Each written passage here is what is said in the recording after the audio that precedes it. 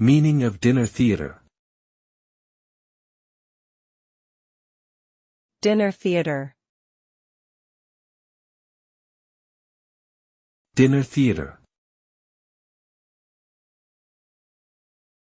Dinner theater.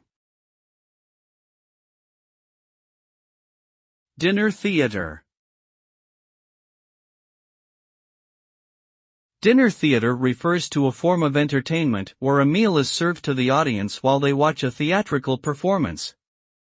This type of show is often staged in a restaurant or similar venue, with the audience seated at tables.